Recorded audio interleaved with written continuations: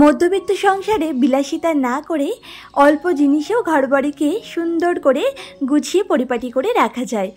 তো চলো বন্ধুরা, আজকে তোমাদের সাথে এটাই শেয়ার করতে চলেছি। আশা করছি আজকের ভিডিওটি দেখতে তোমাদের খুব ভালো লাগবে। আর এই ভিডিওর কোনো অংশ যদি তোমাদের ভালো লেগে যায়, আমার চ্যানেলটিকে সাবস্ক্রাইব করে এই ভিডিওতে একটা লাইকও দিয়ে দিতে পারো।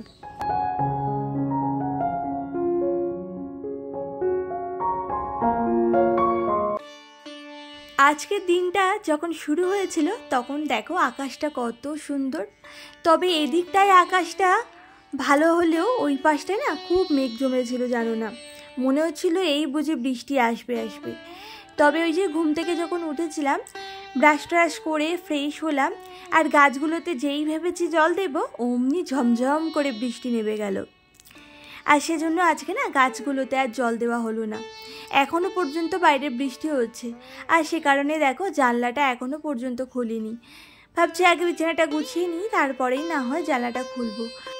আর এই দিকে মেয়ের কাণ্ডটা শুধু দেখো, আমি বিছানাটা কিন্তু ভালো করে গোছাতে পারিনি, আর উনি উঠেই শুয়ে পড়েছেন। তো যাই হোক, ওই যে দরজাটা খোলা আছে দেখা যাচ্ছে, দেখো বাইরে বৃষ্টি পড়েই যাচ্ছে একভাবে। আর এই মেঘলা দিনে এমনি কিন্তু বেশ ভালোই লাগে। কয়েকটা দিন ধরে যা গরম পড়েছিল, এত অসহ্যকর গরমে না সংসারে কাজগুলোকে করতে খুব কষ্ট হতো। তবে এই কদিন সংসারে কাজগুলো করতে একটু শান্তি পাচ্ছি। বেশ ঠান্ডা ঠান্ডা ওয়েদার, তবে এই বৃষ্টির মধ্যে না কেমন একটা লাগে, কোথাও বেরোতে গেলে না ভালোই লাগে না যেন। তো এই কদিন ধরে তো সেরকম কোথাও যাওয়া হচ্ছে না। কয়েকটা দিন আগে মাকে নিয়ে একটু হাসপাতালে গেছিলাম চোখ দেখাতে, আর তারপর থেকে কিন্তু সেই বাড়িতেই রয়েছি, কোথাও যেতে পারছি না। ভাবছি কটা দিন পর বাবা মার বাড়িতে গিয়ে একটু ঘুরে আসবো। তো যাই হোক, তোমাদের সাথে অনেক কথা বলে ফেললাম। তো এদিকে দেখো মামাম যেহেতু উঠে গেছে, মোটামুটি বিছানাটা কিন্তু গুছিয়ে নিয়েছি, তারপরে ডাস্টিংটাও করে নিলাম। তো ওইদিকে ঘরের কাজটা কিছুটা আগিয়ে না নিলে না এদিকে এসে শান্তি পাই না, জানো তো। তবে ওই যে ডাস্টিং যে করলাম দেখলে না, ওই ডাস্টিং করার আগে আমি একবার রান্নাঘরে এসেছিলাম, এসে ভাতটা বসিয়ে দিয়েছিলাম, আর ভাতটা না এরই মধ্যে হয়ে গেছে। তারপরে একটু পাস্তা সেদ্ধ হতেও বসিয়ে দিয়েছিলাম। তো ওটা হতে হতে এদিকে দেখো ওই যে কিছু বাসন টাসন ছিল গতকালকের, যেগুলো গামলার মধ্যে আমি রেখে দিই জল জড়ানোর জন্য, আর প্রতিদিনই তো সকালবেলা করে বাসনগুলোকে গুছিয়ে রাখি। তো আজকেও দেখো সেই বাসনগুলোকে এখন গুছিয়ে রাখলাম। তো কিছুটা কাজ না এগিয়ে নিয়েছিলাম, তারপরে এই কাজটা করলাম। আর ওইদিকে ভাত আর পাস্তাটা বসিয়ে দিয়ে ঘরে ডাস্টিংটা করতে গেলাম, ততক্ষণে দেখো এই কাজটাও হয়ে গেল, আর সেই একই টাইমের মধ্যে আমি অন্য কাজটাও সেরে নিতে পারলাম। একটু বুদ্ধি করে যদি সংসারে কাজগুলোকে করা যায় না, সংসারে কাজগুলো কিন্তু কম সময়ের মধ্যে গুছিয়েও করা যায়। আর আজকে জানো তো ইচ্ছে আছে ঘরটাকে খুব ভালো করে একটু ক্লিনিং করব। দু একদিন ছাড়া ছাড়া তো আমি ক্লিনিং করি, তবে ভাবছি কি এবার থেকে রোজ একটু একটু করে না ক্লিন করে রাখবো, তাহলে আমার কষ্টটাই অনেকটা কমবে। আর এদিকে নুনগুলো এখন ঢেলে রাখছি। নুনের শিশিটা খালি হয়ে গেছিলো, আর আমাদের তো ওই মাসে 1 কেজি মতো নুন আনা হয়, তবে 500 গ্রাম মতো নুন এর মধ্যে ঢালা যায়, তার বেশি তো ধরে না। তো বাকিটা আমি রেখে দিই গার্ডার মেরে, আর যখন এটা খালি হয়ে যায় তখন আবার ঢেলে নিই। আর কাচের শিশিতে নুন রাখলে এই বর্ষাকালের জন্য অনেকটা হেল্পফুল হয়, জানো তো। কারণ কাঁচা শিশিতে নুন ঢাললে দেখবে একদমই সেটা জল জল ভাব আসে না। আর এই বর্ষাকালে জানোই তো, প্লাস্টিকের বোতলের মধ্যে নুন রেখে দেখবে কেমন একটা যেন জল জল ভাব চলে আসে, ভেজা ভেজা হয়ে যায় নুনগুলো, সেটা না আর হয় না। আর আজকে জানো তো ভাবছি কি একটু চিকেন পাস্তা বানাবো। আর এই ফার্স্ট টাইম জানো তো আমি চিকেন পাস্তা বানালাম। আগে বানিয়েছিলাম পাস্তা, তবে চিকেন পাস্তা বানাইনি, ওই এগস পাস্তা, তারপরে এমনি নর্মালি সস টস দিয়ে যেরকম করে না, তো সেরকমই বানিয়েছিলাম। তো আজকে ফার্স্ট টাইম ট্রাই করলাম, তবে খেতে ভালোই হয়েছিল জানো তো। মাম্মামের আর তোমাদের দাদাভাইয়ের তো ভীষণ ভালো লেগেছে, তবে উনি তো আমাকে বলেইনি যে কেমন হয়েছে। ওকে তো টিফিনে দিয়ে দিয়েছিলাম, আমি না জিজ্ঞেসও আর করিনি, আর উনিও আর বলেনি। তবে আজকে দেখি আমাকে বলছে কি আজকেও একটু পাস্তা বানিয়ে দাও তো। আর আমি তো ভয়েসটা দিচ্ছি এই যে রবিবারে, তো এই রবিবার দিনও কিন্তু তোমাদের দাদাভাইকে পাস্তা বানিয়ে দিয়েছিলাম। তবে রবিবার করে তো আমরা নিরামিষ খাই, আর সেজন্য ভেজ পাস্তা বানিয়ে দিয়েছি। আর তখন আমাকে বলছে কালকের পাস্তাটা না দারুণ হয়েছিল, চিকেন দিয়ে করলে তো ভালোই লাগে খেতে। আমাকে বললো কি আর একদিন বানিয়ে দিও। আর মামামের যেহেতু টক খাওয়া বারণ, তাই ওর জন্য সস ছাড়া পাস্তা তুলে রাখলাম, আর তোমাদের দাদাভাইয়ের পাস্তার মধ্যে একটু সস দিয়েছিলাম। আর সস দিলেই জানো তো খেতে ভালো লাগে।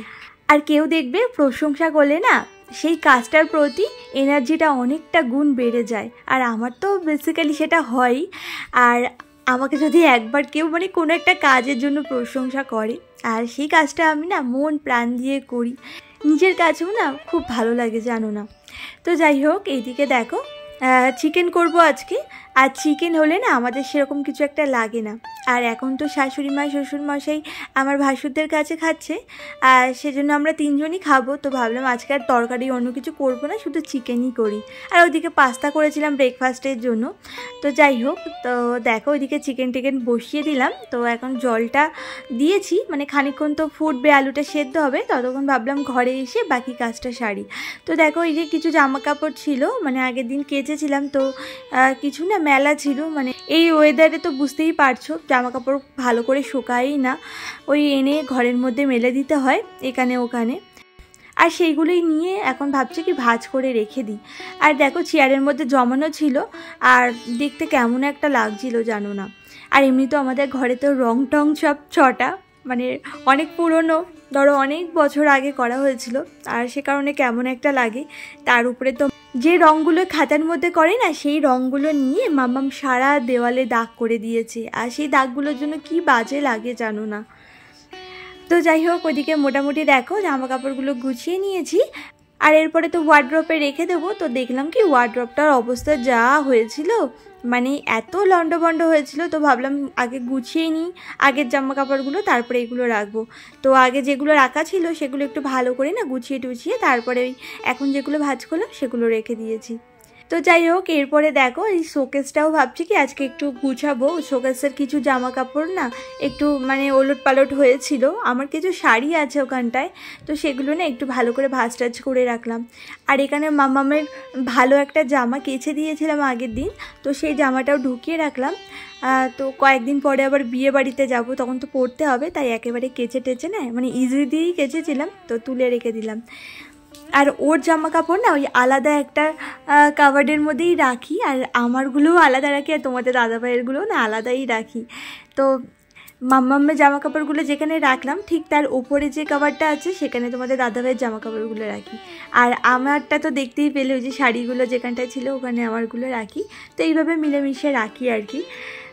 তো যাই হোক, তারপরে দেখো এই যে ঘর বাড়ি একটু গোছাতে লেগে গেছি। আর এইদিকে দেখো আমার কিছু বিউটি প্রোডাক্ট, সেগুলো আমি এই যে ব্যাগগুলো দেখছো এগুলোর মধ্যেই রাখি। মানে এটা একটা বক্স টাইপের, আর এটা তিনটে আছে, তিনটে আমি 100 টাকা দিয়ে জানো তো কিনেছিলাম মেলা থেকে। খুব কাজে আসছে এই জিনিসটা। আর আমার তো ড্রেসিং টেবিল নেই, ড্রেসিং টেবিল থাকলে হয়তো তার ড্রয়ারে রেখে দিতাম। এই সমস্ত জিনিস তো সবাই ড্রয়ারের মধ্যেই রাখে, তো ড্রয়ার ফয়ার ওইসব তো নেই, তো কী করবো, এখানে ওখানে রাখলে তো ছড়িয়ে থাকবে আর দরকারের সময় খুঁজেও পাবো না, তাই জন্য এই জিনিসটা কিনেছি। মধ্যবিত্ত সংসারে দেখবে হ্যাবক কোনো জিনিসপত্র থাকে না ঘরবাড়িকে সুন্দর করে সাজিয়ে রাখার জন্য, তবে যেটুকু থাকে সেগুলো যদি আমরা একটু জায়গায় রাখতে পারি, একটু জিনিসপত্রগুলোকে যদি গুছিয়ে টুছিয়ে রাখতে পারি, ধুলোবালি একটু পরিষ্কার করে যদি মুছে রাখতে পারি, দেখবে ঘর বাড়িটাকে অনেকটা ফ্রেশ লাগে আর অনেকটা পরিপাটিও দেখায়। তো দেখো এই জিনিসপত্রগুলো লন্ডভন্ড হয়েছিল, আর এখানে একটা সাদা কালারের না কাগজ রেখেছিলাম, তার উপরে জিনিসপত্রগুলো রেখেছিলাম, দেখতে খুব সুন্দর লাগতো। তারপরে ওই যে মামাম সবসময় রং টং নিয়ে খেলে ঠেলে সেগুলো সাদা কাগজ আর সাদা নেই, মানে ওটার পুরো 12টা বেজে গেছে। তো যাই হোক, তো ভাবলাম কি এই যে রঙিন পেপারগুলো কিনতে পাওয়া যায় না, তো সেগুলোই তোমাদের দাদাভাই আগের দিন এনেছিল, তো ভাবলাম এইগুলোই না ওখানটায় রেখে দিই, দেখতে তাহলে ভালোই লাগবে। তো ওটা রেখে তারপরে দেখো জিনিসপত্রগুলো তো নামিয়েছিলাম, সেগুলো আবার জায়গা মতো গুছিয়ে রেখেছি। আর তারপরে এই যে রোজকার যে আমার কাজ, এই ঘরে যা যা ফার্নিচারগুলো আছে সমস্ত কিছু মুছে টুছে পরিষ্কার করে নেবার, সেগুলো দেখো এখন শুরু করে দিয়েছি। তো যাই হোক, এই কাজগুলো করতে করতে ততক্ষণে তোমাদের কিছু বন্ধুদের কমেন্টগুলো পড়ে নিই। উমার গল্প কথা থেকে আমাকে দিদিভাই বলেছিলে গ্যাসের সামনে খুব সাবধানে কাজ করো, পুরো ভিডিওটাই দেখলাম, খুব ভালো লাগলো। থ্যাংক ইউ গো, আমার জন্য এতটা ভেবেছো, এটাই জানো তো আমার কাছে অনেক বড় পাওয়া। সত্যি গ্যাসের সামনে জানো তো অনেকটা রিস্কের মধ্যেই কাজ করতে হয়। আর আমাদের গ্যাসের ওভেনটা এমন না, মানে কড়াই টড়াইগুলো কেমন একটা যেন স্লিপ কাটে, তাই জন্য আমি সাঁড়াশি দিয়ে ধরে তাই নাড়াই জানো তো, আমার ভীষণ ভয় লাগে। আর আমাকে আমাদের গল্প কথা থেকে দিদিভাই বলেছিলে খুব ভালো লাগলো ভিডিওটা। থ্যাংক ইউ গো, আমাকে এত সুন্দর করে যে কমেন্ট করেছো। এইভাবেই আমার পাশে থেকো দিদিভাই, আর ছোট্ট করে হলেও আমাকে এইভাবেই একটা করে কমেন্ট করো। আমার ভীষণ ভালো লাগে জানো তো তোমাদের প্রত্যেকের কমেন্টগুলো পড়তে। পূজা লাইফস্টাইল থেকে দিদিভাই আমাকে বলেছিলে কেমন আছো দিদিভাই। তোমাকে আর কী বা বলি, এমনি তো আমি ভালোই আছি, তবে ওই যে শরীরে অনেক কষ্ট, আর কি বলবো আমার কষ্টের কথা। আজকে তোমরা যে ভিডিওটা দেখতে পাচ্ছ, এই দিন জানো তো সকাল থেকে তো ফুল এনার্জি নিয়ে পুরো কাজ করেছি, আর তারপরে দুপুরবেলা থেকে জানো তো শরীরটা খুব খারাপ লাগছিল আমার। জানি না হঠাৎ করে কি হয়েছিল, মাথার পেছনটা কেমন অস্বস্তি করছিল, গাটা গুলাচ্ছিল, কিছু খেতেই ইচ্ছে করছিল না। তাই কালকে দুপুরবেলায় তো ভাতই খাইনি, আর সন্ধেবেলাও কিছু খাইনি জানো তো। ওই রাত্রেবেলায় যখন শুয়েছিলাম, ওই শোয়ার আগে দুটো ভাত মুখে দিয়ে তাই শুয়েছিলাম। কালকে কিছু খেতেই ইচ্ছা করছিল না, খুব শরীর খারাপ ছিল। তোমাদের দাদাভাই একটা ওষুধ নিয়ে এসেছিলো কাজ থেকে আসার সময়, ওটা খেয়ে সকালবেলায় উঠে দেখলাম অনেকটা ভালো লাগছে, তাই আবার আজকেও কাজ করতে লেগে গেছিলাম। তো যাই হোক, তারপরে দেখো ওইদিকের ঘরের কিন্তু মোটামুটি সমস্ত জিনিসপত্র খুব ভালো করে ক্লিন করে নিয়েছি, আর তারপরে ঘরটাকেও না খুব ভালো করে মুছে টুছে তারপরে সোজা দেখো ছাদে চলে এসেছি। অনেক জামা কাপড় তো ভিজিয়ে গেছিলাম, তোমরা এতক্ষণ যে দেখলে আমি ক্লিনিং করছিলাম, ওই ক্লিনিং করার ফাঁকে একবার এসে না জামা কাপড়গুলো ভিজিয়ে গেছিলাম। আর তারপরে না ওই ঘর যখন মুছছিলাম, ঘর মোছার আগে একবার এসে যাতে গামলাটা ভরে যায় তার জন্য কলটাও খুলে রেখে গেছিলাম, কারণ ঘর মুছতে তো হ্যাবক কোনো টাইম লাগবে না, আর এই গামলাটা ভরতেও না অনেকক্ষণ সময় লাগে। তাই ভাবলাম ততক্ষণে গামলাটা ভরুক, আমার ওইদিকে ঘরটাও মোছা হয়ে যাবে। তো দেখো এসে দেখলাম গামলাটা পুরো ভরেই গেছে। তো তারপরে সমস্ত জামা কাপড়গুলো তো কেচেও নিয়েছি।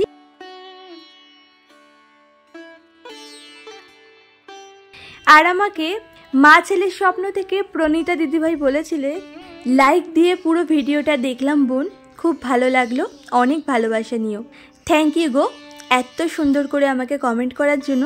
আর তুমি তো আমার প্রত্যেকটা ভিডিওই দেখো আর আমাকে খুব সুন্দর সুন্দর কমেন্ট করো, তার জন্য তো তোমাকে অনেক অনেক ভালোবাসা জানাই দিদি। খুব ভালো থেকো তুমি, ঈশ্বরের কাছে এটাই প্রার্থনা করি। তো যাই হোক, ওইদিকে দেখো আজকে তো প্রচুর জামা কাপড় কেচেছি, পুরো ছাদ ভরে গেছে। আর তারপরে নিচে এসে জানো তো 5 মিনিট একটু বসে রেস্ট নিয়েছিলাম। আর আমার শরীরের অবস্থা অতটাও ভালো না, তোমরা তো অনেকেই জানো। এতগুলো অপারেশন হওয়ার জন্য এত মাজার মধ্যে যন্ত্রণা করে না, একটু রেস্ট না নিলে আমি কিছুতেই পারি না।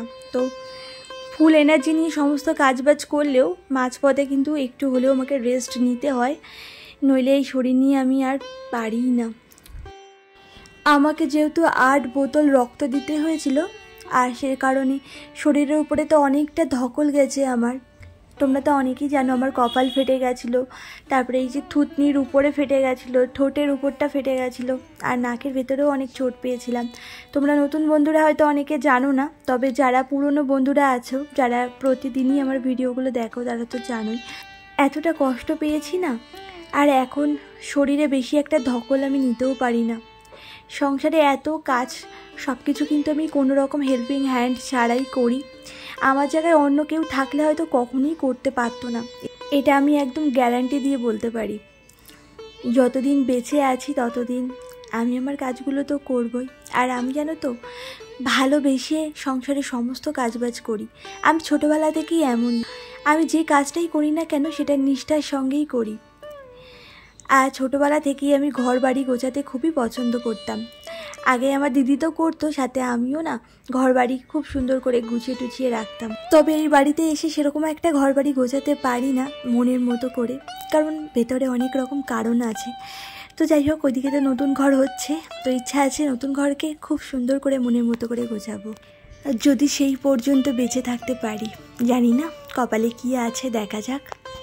তো চলো বন্ধুরা, আজকের ভিডিওটা এই পর্যন্তই। সবাই খুব ভালো থেকো, সুস্থ থেকো।